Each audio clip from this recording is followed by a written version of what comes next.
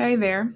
If you're watching this, it's probably because you're tired of having your emotions and thoughts hijacked at random and something or someone has been weighing you down.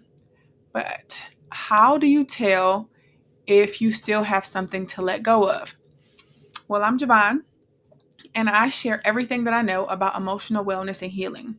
I help high achieving women who are going through a period of transition. So they started growing their families or separating, they're growing their business, or they're shedding old roles in their family that they've possibly worn since childhood, and they're ready to let those things go. They want to decrease overwhelm and confusion so that they can show up powerfully with clarity and alignment. Now, I know what you're thinking. When you feel like you've already moved on, you say things like, I don't think about that person anymore. I cut them off. That experience that was one and done is behind me. But here's the misconception. Just because you're not consciously thinking about something right now doesn't mean that you've let it go. In fact, not thinking about it probably means that you just suppressed it. Another misconception is that cutting someone off or avoiding a situation means that you've moved on. But the truth is, avoidance isn't letting go. It's just pushing the emotions down where they can fester and affect you in other, more subtle ways. So, how do you know if you haven't truly let go? Here are some signs to watch out for. First, you might find yourself minding, right? Like you're replaying how a person or situation made you feel over and over in your head. It's like an unwanted loop. Or maybe you're interacting with someone and suddenly feelings or thoughts pop up that don't have anything to do with the present situation. These unresolved emotions, they kind of sneak in. Maybe sometimes when you least expect it. Another telltale sign is that you get like a visceral reaction or a mood shift when you hear a word, right? Maybe you catch a scent or taste something familiar, something like that. Or maybe even a photo, like when you're scrolling on social media. These are all reminders that you've stored energy and emotions tied to that person or event.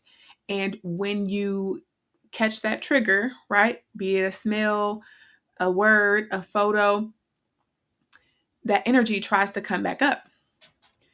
And it feels just like, maybe worse, maybe more dim, depending on how much of the energy you release, but it feels just like it did when the situation was occurring, when the interaction was occurring with that person.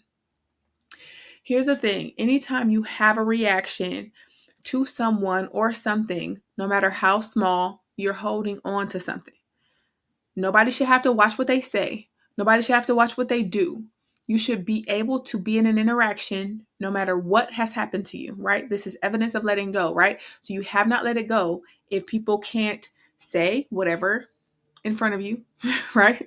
If people can't smell how they smell, wear what they wear, if you can't walk into a bakery without thinking of your grandmother, whatever, you haven't let go.